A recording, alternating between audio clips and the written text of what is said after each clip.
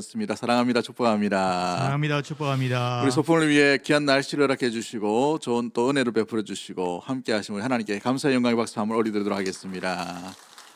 우리 소풍을 위해 또 수고한 많은 분들이 있습니다. 우리 주차 봉사 일찍 가셔가지고 우리 얼마나 주차 봉사 잘하시고 또 안내를 잘하시는지 길 잃어버리지 않도록 이렇게 너무너무 잘해 주셔서 너무너무 감사하고, 수고한 모든 분들에게 주님의 위로가 함께 머물게 되기를 주 이름으로 간절히 축복합니다. 오늘 본문의 말씀을 통해서 내 영혼을 소생시키시고 라는 제목으로 말씀을 나누도록 하겠습니다. 저는 2주 정도 우리 미국 서주에 있는 우리 미국 한인교회뿐만 아니고 미국 현지인 교회에 굉장히 부흥하고 있는 그 교회를 방문하고 오려고 합니다. 한 주는 우리 또 국내에, 또 한 주는 또 이렇게 서울 쪽이나 부산 쪽에 교회를 또 방문하려고 그렇게 하고요. 이스트 사이드 교회, 그리고 모자이크 교회라고 미국에서 굉장히 핫한 아주 젊은이들과 또 미국 내에서 52 정도 안에 드는 그런 영향력 있는 교회들이 참 많이 있어요. 그 교회들 좀 돌아보고 탈보 신학교와 풀러 신학교에 가서 총장과 함께 세미나를 같이 함께 하고 또 많이 또 배워서 이렇게 오도록 하겠습니다. 위에서 기도해 주시면 감사하겠습니다. 할렐루야. 성경에는 크다란 주요 흐름들이 있어요. 어떤 흐름들이 있냐면 언약의 하나님, 언약을 지키시는 하나님, 그리고 또 무엇보다도 이 제사와 또 주님께서 함께 해주시는 약속, 또 이루어가시는 귀한 어떤 주요 내용들이 있음을 말해주고 있죠. 그 중에 하나가 뭐냐면 회복에 관한 것임을 보게 됩니다. 그 큰 흐름의 회복이 뭐냐면 하나님 나라의 회복에 대한 이야기예요. 창세기를 보시면 1장과 2장, 3장 이후로 인하여서 하나님께서 아름답게 지으신 하나님의 나라가 사람으로 인하여 회파되는 것을 보게 되죠. 훼손되는 것을 보게 됩니다. 그래서 하나님 나라에 머물지 못하고 사람들이 추방되는 것을 보게 됩니다. 하나님 나라를 잃어버림의 시작의 모습이죠. 그 하나님 나라의 잃어버림을 창세기를 통해서 어떻게 회복해 가시는가, 그 언약의 약속이 담겨진 것이 창세기의 내용이라면, 이 출애굽기는 이제 하나님께서 주시는 자유가 뭔지, 이 자유에 대한 회복에 대한 이야기를 하고 있습니다. 레위기서를 보면 이제 참된 예배의 회복이 어떻게 이루어질 것인가, 예배에 대한 회복을 이야기하고 있고, 또 이 민수기는 땅을 회복하기 위해 진군하는 이스라엘 백성들에 대한 이야기를 담고 있습니다. 신명기는 말씀이 어떻게 회복될 것인가, 말씀의 회복에 대한 이야기를 하고 있죠. 그래서 신명기 6장에 쉐마 이스라엘아 들으라, 말씀에 대한 이야기를 선포하시는 것을 보게 되죠.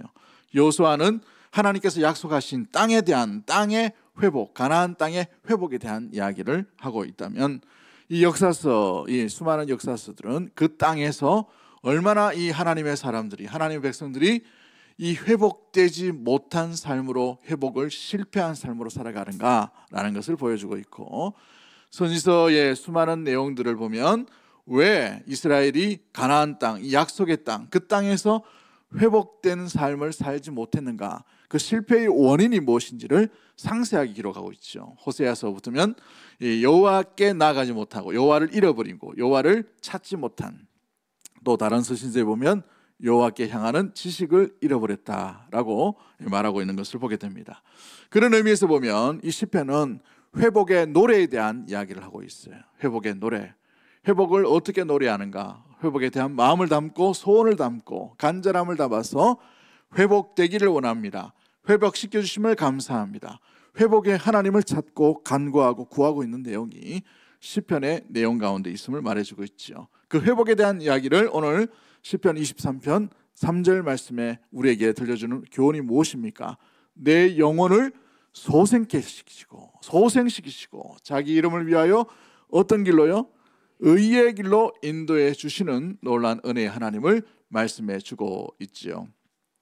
다윗은 내 하나님을, 여호와는 나의 목자입니다 라고 고백하고 난 뒤에 내게 부족함이 없습니다 라고 말합니다. 그 부족함이 없는 인생 가운데에 푸른 초장 맑은 시냇물가로 나를 인도하여 주시는데, 그 인도함에 소생케 되는 놀라운 일들 가운데 가장 첫 번째가 뭐냐면 영혼에 대한 이야기를 하고 있어요. 그래서 오늘 이 본문을 통해서 우리가 무엇을 소생시키시는가 라는 말씀을 나눠보기를 원하고, 또한 시간이 되면 어떻게 인도하시는가, 무엇을, 그로 인하여서 무슨 길로 인도해 주시는지를 살펴보기를 원합니다. 가장 먼저 우리가 기억해야 될 것은 내 영혼을 소생시키다, 회복시키시는 하나님의 말씀을 담고 있다는 사실이죠. 여호와는 나의 목자 되심으로 가장 먼저 회복시키시는 것이 내 영혼의 문제라는 사실이에요. 내 영혼의 문제. 여러분 그렇습니다. 영혼에 대해서 가장 먼저 이야기하고 있다는 겁니다. 영혼이란 단어는 이 히브리어로 네페시라는 단어를 씁니다. 네페시라는 단어. 이 네페시라는 단어는 이 살아있는 실체, 목숨, 생명, 영혼, 때로는 생기, 숨, 자아, 인격, 정신, 마음, 감정 등 여러 다양한 의미로 사용되고 있음을 보게 되죠. 마음이라는 뜻을 가지고 있지만 마음 그 이상에 대해서, 감정이라는 뜻을 가지고 있지만 감정 그 이상에 대해서 얘기합니다. 그래서 네페시라는 단어는 살아있는 전 존재를 의미할 때에 이 네페시라는 단어를 쓰고 있어요. 네페시라는 단어가 가장 먼저 쓰여진 것이 어디입니까? 창세기 2장 7절이죠. 창세기 2장 7절에 여호와께서 이 땅의 흙으로 사람을 지으시고 코에 뭘 불어넣으십니까? 생기를 후 불어넣으셔요. 그러므로 말미암아 뭐가 됐다고 되어 있어요? 생명이 된이라 라고 되어 있어요. 이 생명이 됐다라는 말에 이 생명이 바로 이 네페시, 살아 움직이는, 살아있는 존재, 살아있는 어떤 모습들을 이야기할 때 바로 이 네페시라는 단어를 쓰는 것을 보게 됩니다. 그런데 한번 잘 보십시오. 흙으로 사람을 만들었어요. 그런데 흙으로 있을 때에는 사람이 살아있는 존재가 아니에요. 그러나 하나님께서 뭘 불어넣으십니까? 그 코에다가 생기를 후 불어넣으실 때에 비로소 살아있는 존재가 되었단 말입니다. 그러면 뭘 얘기합니까? 여러분 이 생명력은 누구에게서부터 시작되는 것을 보게 되겠죠? 하나님께서 불어넣어 주셔야만 생명이 살아나는 줄 믿습니다.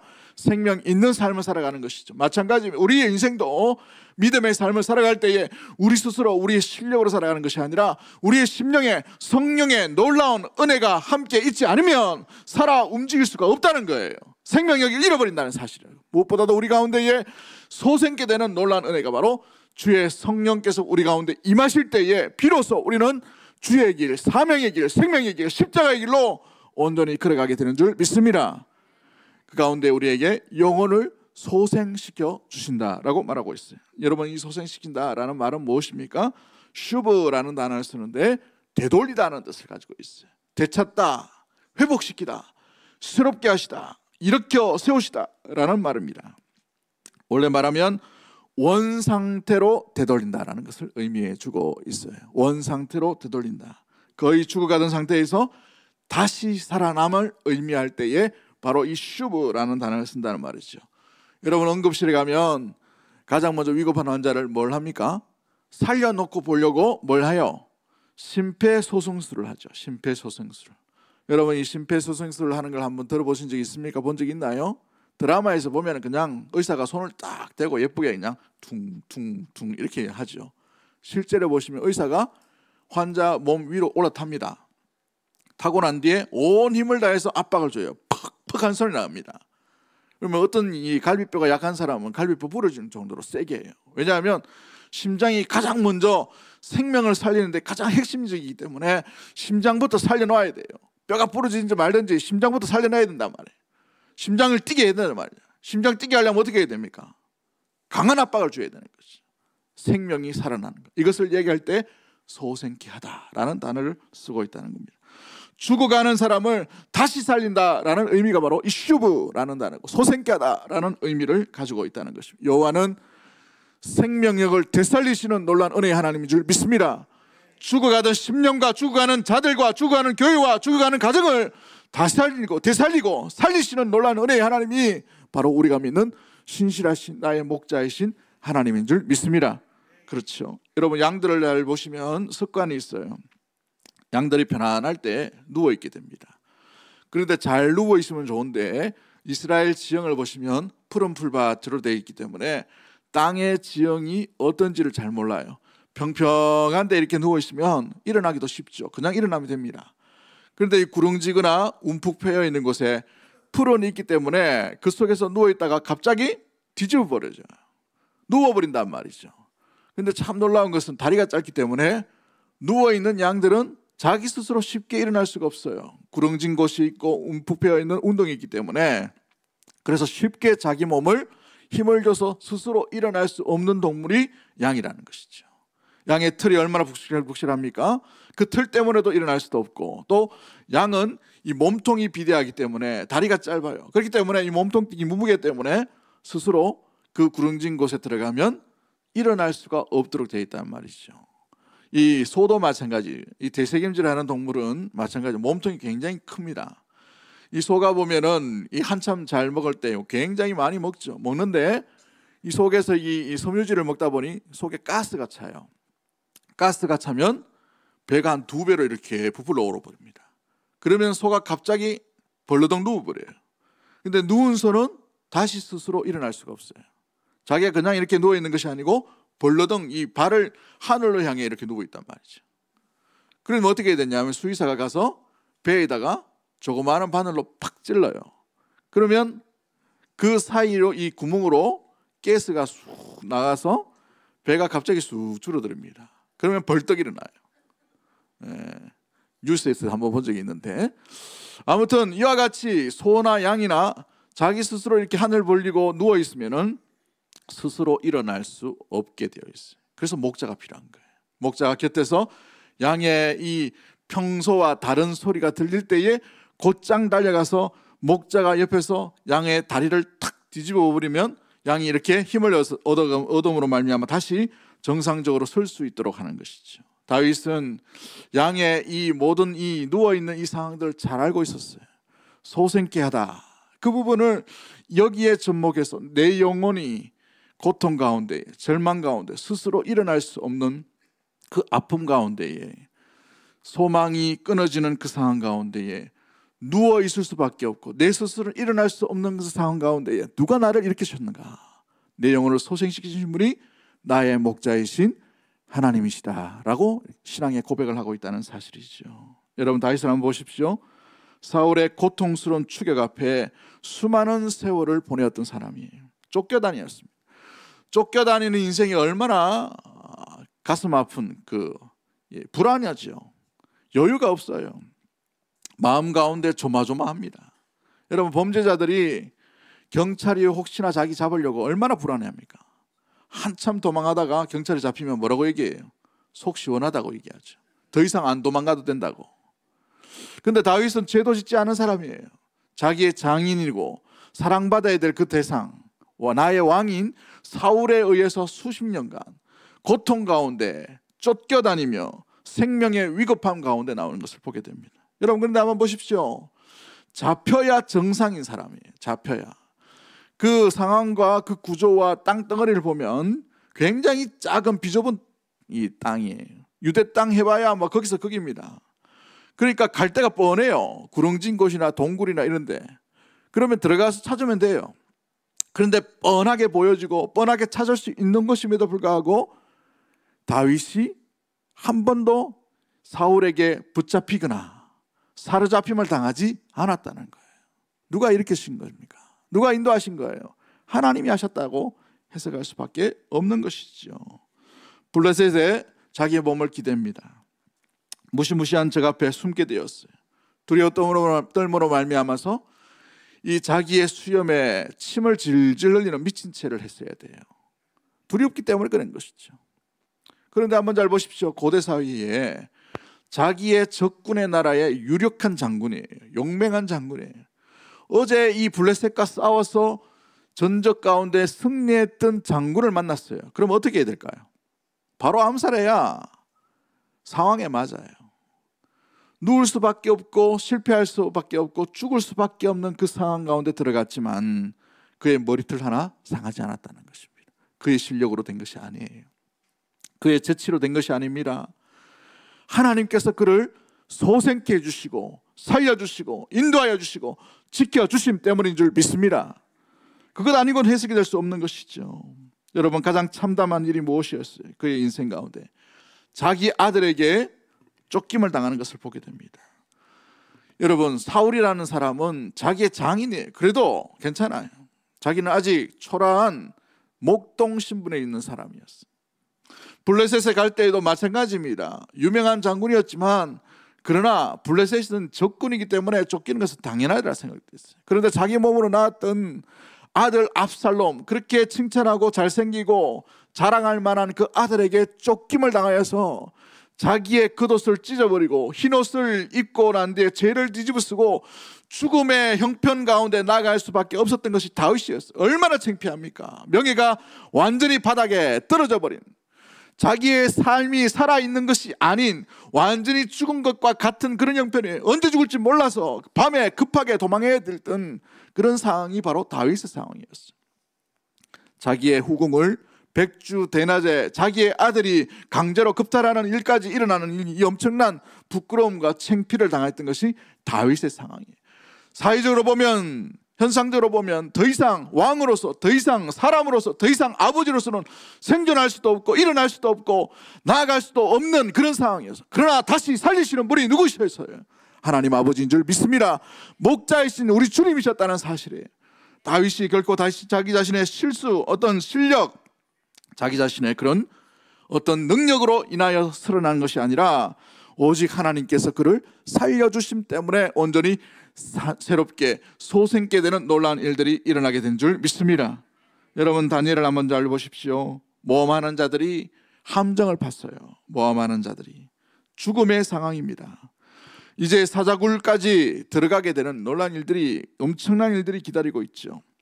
여러분, 웬만하면 드라마나 영화 같으면 사자굴까지 들어가지 않고 그 전에 이미 상황을 역전시켜 가지고 좋은 과정으로, 좋은 일들로 아마 다니엘을 승리하게 만드는 모습들일 것입니다. 그런데 하나님과 이 성경은 어떻게 묘사하고 있어요?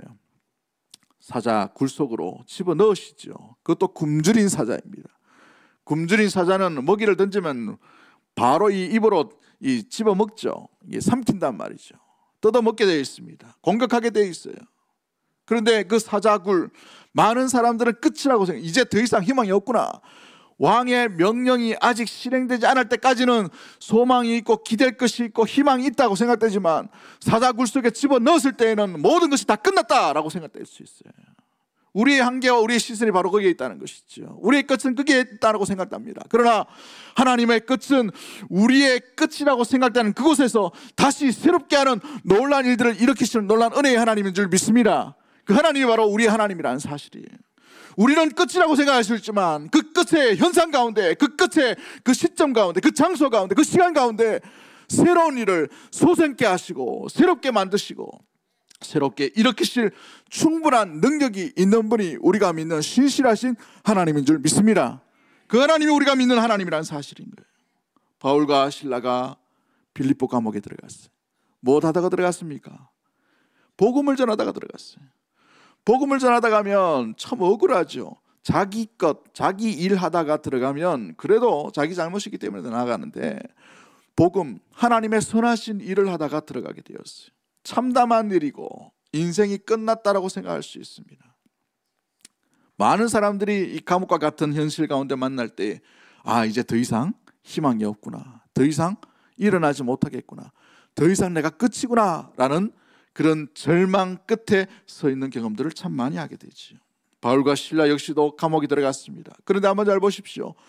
감옥에 있는 자는 기뻐하며 감사하며 찬양을 합니다. 감옥 바깥에 감옥을 지킨 간수는 두려워하고 자기 스스로 목숨을 무엇보다 해하려고 하는 그런 엄청난 일들이 일어나고 있는 것을 보게 되죠. 누가 하신 거예요? 감옥 가운데 함께 하신 하나님의 놀라운 소성케 하심이 바울과 실라 가운데 나타나게 된 줄 믿습니다.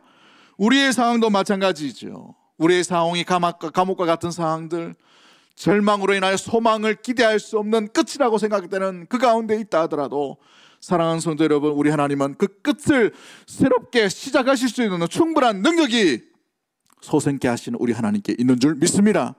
여러분의 끝이 아니라 하나님이 끝이라고 해야 끝인 거예요. 우리의 끝이 오히려 하나님의 시작이 될 수 있음을 믿는 믿음의 모든 가족들이 되기를 주의 이름으로 간절히 축복합니다.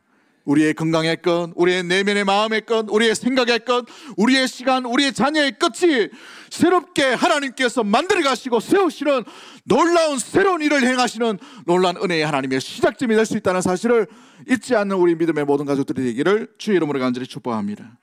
어느 누가 이런 말을 하는 것을 들었어요. 너무 열심히 하고 너무 최선을 다하다 보니, 너무 열심히 열정적으로 살다 보니 오히려 자신의 그 최선의 한계에 부딪힐 때 다시 일어날 수 없는 힘, 소망과는 단절한 채 그냥 힘을 잃어버리고 살아가게 되더라는 것이죠. 최선을 다해봤다는 겁니다. 열심히 살아봤다는 거예요. 열정적으로 섬겨봤다는 것이죠. 변한 게 없더라 라고 얘기합니다. 나아지는 게 없더라. 그래서 한계점을 안고 누워있는 것처럼 생각이 누워있습니다. 마음의 내면의 감정이 누워있어요. 손과 발의 모든 삶의 모습들이 누워있는 그런 형편 가운데 있는 것을 보게 됩니다. 회사에서 참 열심히 일하고 가족을 위해 최선을 다해서 섬기고 모든 것을 다 해봤어요. 안 되더라는 거예요. 교회에서 봉사와 열심과 수고를 아름답게 했었어요. 열정적으로 그 젊음을 다 불태우면서 있는 재산 없는 재산을 해가지고 하나님 앞에 온전히 다 해봤다는 거예요. 사역을 할 때 열정적으로 했습니다. 전도도 열정적으로 했었어요. 교회에서 하라는 일도 열정적으로 다 해봤다는 거예요. 안 되더라는 거예요. 안 변하더라는 거예요. 나아진 게 없더라는 거죠. 기쁨을 잃어버렸다는 거예요. 왜 이런 일들이 일어날까요? 왜 이런 누워있는 형편 가운데 우리가 그한 자들이 참 많이 일어나고 있을까요? 우리가 우리의 삶을 살아갈 때에 내 힘으로 주의 일을 할 때에는 반드시 넘어지게 되어 있어요. 반드시 누워있게 됩니다. 아니, 다시 회복될 수가 내 힘으로는 없다는 것이. 내 영혼을 소생시키시는 분이 누구입니까? 하나님이에요. 내 스스로 그 일을 하고 내 스스로 이겨낸다는 건 이 말 자체가 어불성설인 것이죠. 맞지 않는 거예요. 우리가 주의 일을 하고 생명의 길 가고 십자가의 길 가고 믿음의 길 가고 주님을 뒤따르는 길을 걸어가는데 우리 힘으로 할 수 있다. 그건 착각인 것이죠. 목회가 자기 힘으로 한다는 건 착각입니다. 장로로서의 어떤 사역을 자기 힘으로만 한다는 것은 착각인 거예요. 성도가 성도로서의 일하며 주의 일을 따르며 주를 섬긴다, 자기 힘으로 한다는 건 착각이에요. 자기 생각이 아니에요. 하나님의 주시는 능력이 아니고서는 우리는 결코 십자가를 짊어지고 나아갈 수가 없다는 사실을 잊지 않는 우리 믿음의 모든 가족들 되기를 주의 이름으로 간절히 축복합니다. 그렇습니다. 우리의 한계를 아셔야 되는 거예요. 양은 스스로 일어날 수가 없는 존재입니다. 우리는 우리 스스로 주의 일, 신앙의 길, 믿음의 길, 십자가의 길을 도저히 걸어갈 수가 없는 것이죠. 부활하신 예수님을 만나기 전에 뿔뿔이 흩어졌던 이스라엘 이 예수님의 제자들처럼 우리는 우리 스스로는 도저히 우리의 길, 믿음의 길을 온전히 나아갈 수 없다는 사실을 결코 잊지 말아야 되는 것입니다. 그러기에 우리의 능력과 우리의 영혼과 우리의 생명과 우리의 가치와 우리의 생각과 우리의 감정과 우리의 시간과 우리의 호흡을 소생케 해 주실 하나님의 능력이 필요한 존재라는 사실이에요. 할렐루야. 그렇습니다. 그 능력을 힘입지 않고서는 우리는 주의 일 조금이라도 할 수 없어요. 설거지를 주의 일, 주의 주시는 능력을 가지고 할 때 그 설거지는 보람된 일이 될 것이에요. 청소하는 일이 주인 주시는 능력을 힘입었을 때에는 감사하는 일이 될 것입니다. 전도의 일이 주님 주시는 힘을 가지고 나아갈 때에는 그것은 내게 주신 사명이라고 감격하며 주님 앞에 나아갈 것이에요. 설교의 일이 주님 주시는 능력을 할 때에 자기 몫을 내는 것이 아니라 주의 말씀과 성령의 의지에 의해서 나아가는 그런 믿음의 행위와 믿음의 삶의 모습들이 될 것입니다. 어떤 것도 마찬가지. 그러나 주님이 주시는 능력을 힘입지 아니하고 소생케 하시는 주님과 함께하지 못한 그런 여러 가지의 봉사는 자기 힘으로 인하여 자기가 넘어지고 누워 있음으로 말미암아 일어설 수 없게 만들어지는 것이지요. 어떤 이들은 이렇게 말합니다. 만나보니 자기 가족 중에, 자기 식구 중에, 자기 친구 중에 이런저런 사람이 있는데 그 친구는, 그 자녀는, 그 사람은 그래도 청소년 시절에 이 학생회 회장까지 했던 사람이다. 그렇죠? 회장이 왜 이렇게 많은지 몰라. 청년부에 뭐 임원, 임사, 회장까지 다 했던 사람인데 저렇고 있다. 왜 그럴까요? 자기 힘으로, 자기 열정으로, 자기 생각으로 할 때는 넘어질 수밖에 없어요. 일어설 수가 없는 거예요. 주님의 몸은 주님이 이끄시는 줄 믿습니다. 주님의 몸된 백성은 주님이 주신 힘으로서야 비로소 주의 일을 감당할 수 있게 되는 것이지요. 그러한 실패와 좌절과 실망과 절망 가운데 있는 자들을 위해 우리 주 예수 그리스도께서 이 땅 가운데 오셨다는 사실입니다. 사랑하는 성도 여러분, 왜 오셨습니까? 죄의 사망의 그늘 가운데에, 실패의 바닥 가운데에 험이고 도저히 자기 스스로는 이겨낼 수 없는 그런 죄의 진창 구두기에 살고 있는 이 백성들을 구원하시기 위해, 일으키시기 위해, 살리기 위해, 건지시기 위해 친히 십자가를 지시고 이 땅 가운데 우리를 위해 오셨다는 사실, 우리를 위해 죽으셨다는 사실입니다. 그러기에 주 예수 그리스도를 믿기만 하면 주 예수 그리스도 안에 생명이 있는 줄 믿습니다. 그렇죠. 생명력은 생명을 주시는 그분에게 있다는 사실이에요. 우리 예수님께서 뭐라고 말씀하십니까? 요한복음 6장 35절에 나는 생명의 떡이다 라고 말씀하십니다. 그 떡을 먹을 때에, 그 떡을 믿을 때에 비로소 생명의 삶을 살아가는 것이죠. 요한복음 10장 11절 말씀에 나는 선한 목자라, 선한 목자는 양들을 위하여 목숨까지 버리는 선한 목자이신 우리 주님이다 라고 말씀하십니다. 요한복음 11장 25절 말씀에 나는 부활이요, 뭐라고 말씀하셔요? 생명이니 나를 믿는 자는 죽어도 살겠고, 할렐루야. 생명이 누구에게 있는가?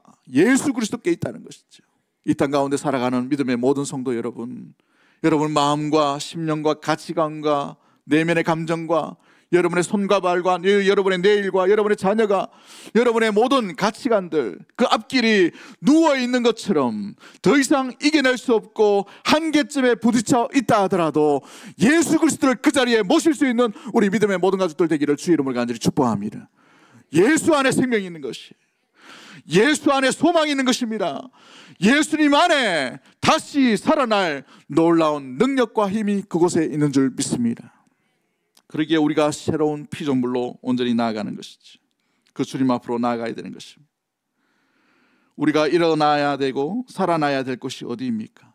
우리의 감정인가요? 열정인가요? 마음인가요? 가정인가요? 물질인가요? 건강인가요? 자녀입니까? 여러분의 직장 속입니까? 아니면 여러분이 불안해하는 내일입니까? 그곳에 주님이 오셔야 돼요. 주님을 초청하셔야 됩니다. 주님을 부르셔야 됩니다. 주님을 붙들어야 됩니다. 목자가 양의 소리를 들을 수 있게끔 여러분의 영혼의 소리를 주님께 올려드릴 수 있는 우리 믿음의 모든 가족들 되기를 주의 이름으로 간절히 축복합니다. 누워있는 상태인데, 죽음의 상태인데, 절규의 상태인데도 불구하고 내면의 소리를 목자이신 주님께 들려지지 않도록 한다는 것은 어찌 보면 그 죽음 가운데 그냥 내버려 두고 있는 상태인 거예요. 누워있는 것을 즐기고 있는 상태이거나 아니면 서서히 영혼과 믿음이 죽어가고 있는 상태일 것입니다. 사랑하는 성도 여러분, 마태복음 15장 말씀 가운데에 가나안 여인이 하나 등장해요. 그런데 그녀의 딸은 귀신이 들렸습니다. 딸이 귀신 들리니까 얼마나 가슴 아프겠어요. 가나안 여인이에요.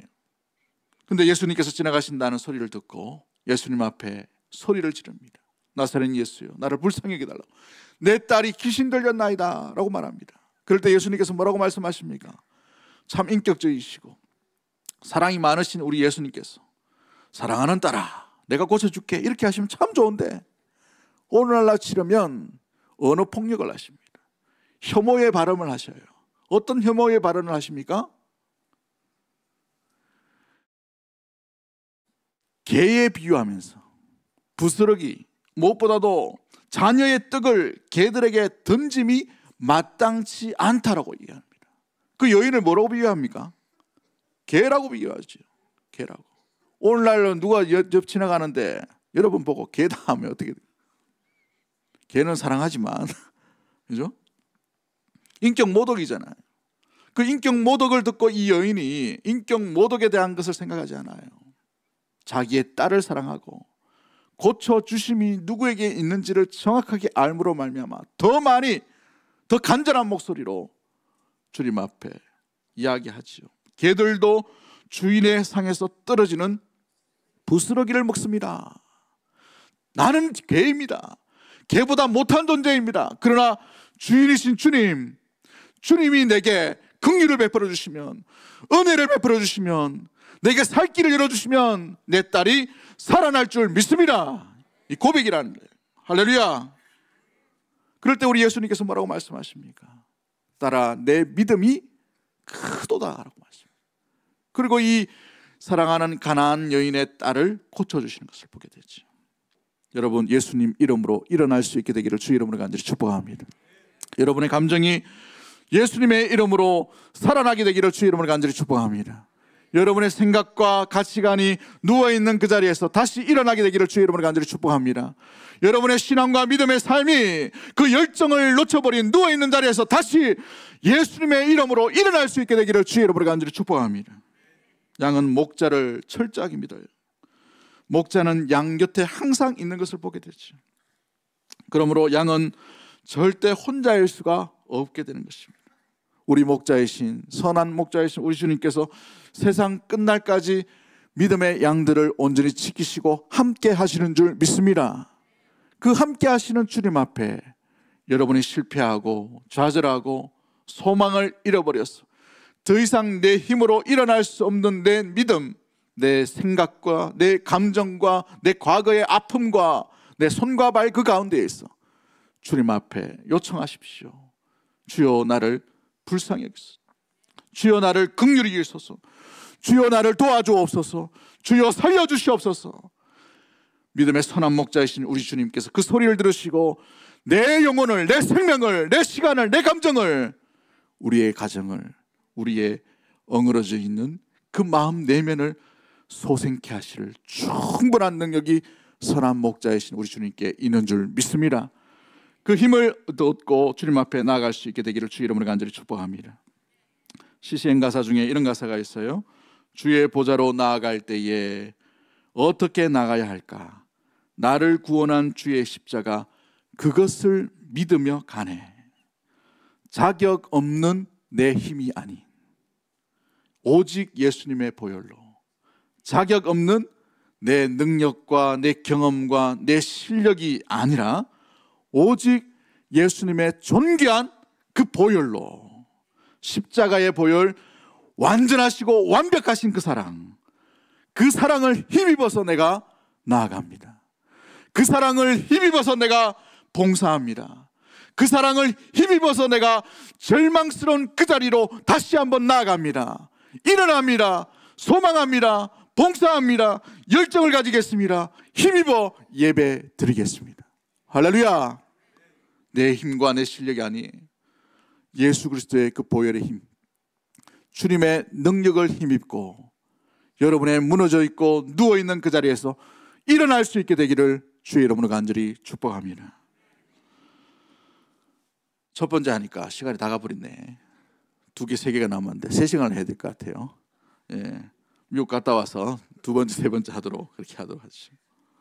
19세기 욥이라고 말하는 사람이 있었습니다. 변호사이자 교수였으며 뜨거운 신앙의 소유자였습니다.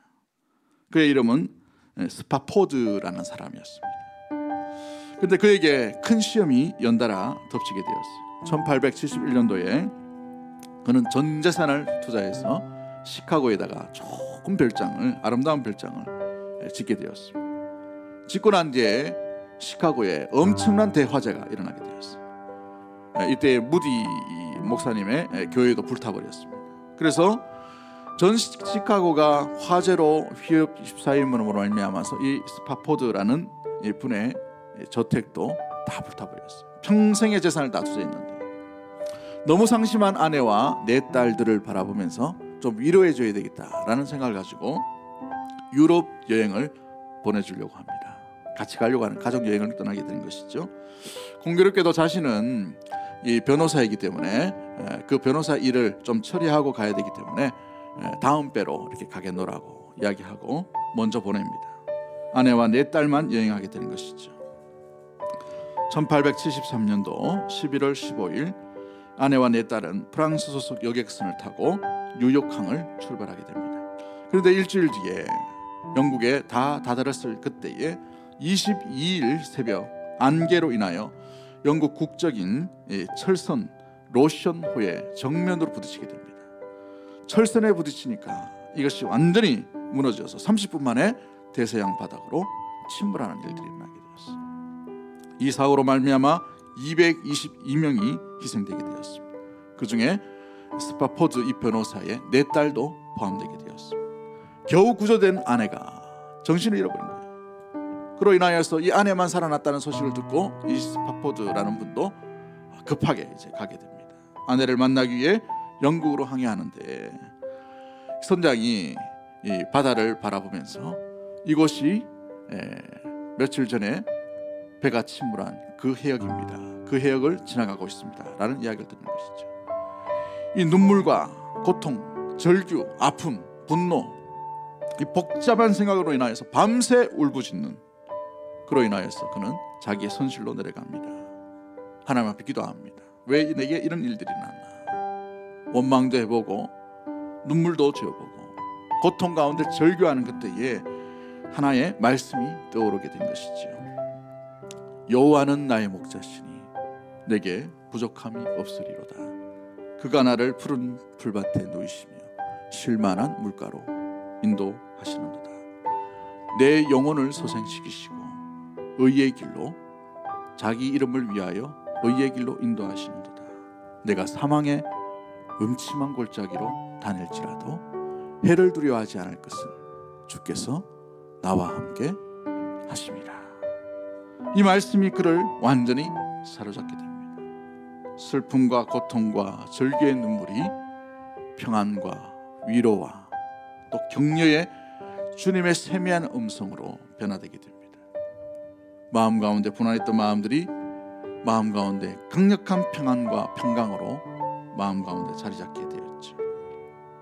그로 인하여서 펜을 들고 이 감정과 이 마음과 이 복잡한 심정을 들어서 하나님 앞에 찬양의 시를 올려드립니다. 그게 찬송가 413장의 찬송이에요. 내 평생에 가는 길 순탄하여 늘 잔잔한 강 같든지 큰 풍파로 무섭고 어렵든지 나의 영혼은 늘 평안해. 내 영혼 평안해. 내 영혼 평안해. 내 영혼 평안해. 사랑하는 성도 여러분, 우리에게 우리를 소생시키는 힘은 없어요. 반드시 생기를 부어넣으시는 우리 하나님의 숨결 성령이 아니고서는, 주의 생명의 말씀이 아니고서는 우리는 살아날 수도 없고 다시 일어날 수도 없는 존재라는 사실입니다.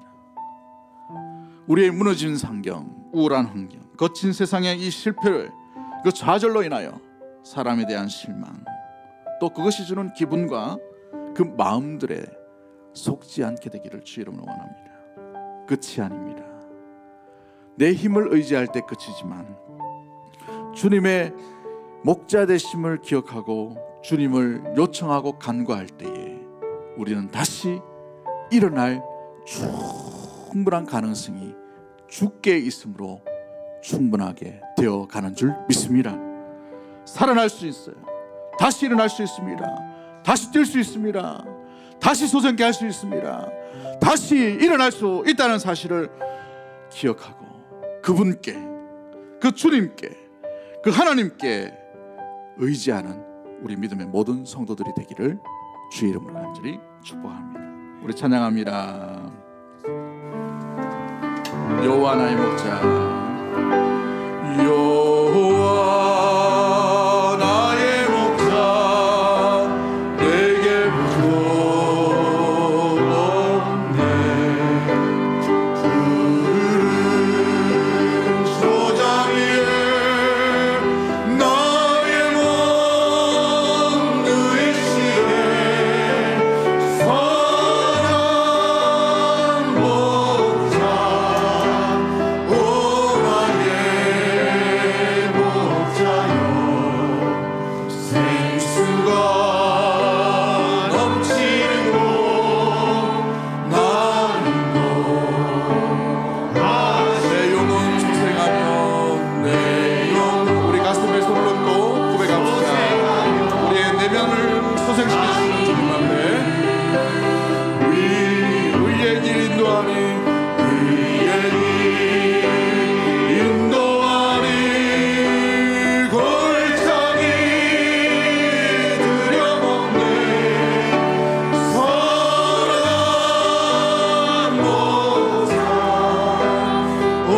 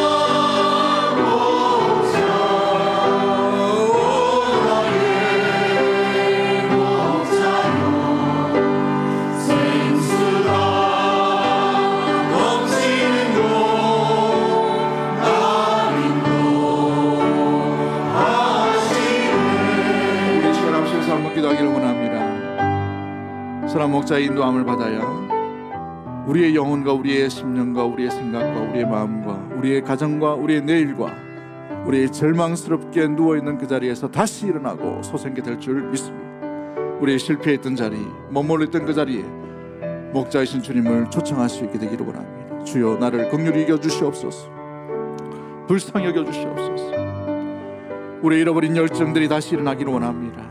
우리의 신앙 가운데 다시 의미와 가치를 되찾고 주 예수 그리스도의 십자가를 짊어지고 주만 바라보며 주를 위해 살아갈 수 있는 믿음의 성도가 가정될 수 있도록 도와주시고, 우리의 가정, 우리의 남편, 우리의 자녀, 주여 주님의 소성케 되는 능력이 필요하오니 주여 놀라운 그 능력으로 말미암아 다시 일어날 수 있도록 그 코에 생기를 부어주시듯이 성령이여 임하여 주시옵시고 다스려 주시옵소서. 다시 깨어나게 하시고 다시 살리게 하시고 다시 뛰게 하시고 다시 새로워지는 놀라운 은혜가 임할 수 있도록 도와달라고, 그런 마음 가지고 우리 주여 한번 외치고 통성으로 합심해서 한번 기도하도록 하겠습니다. 주여.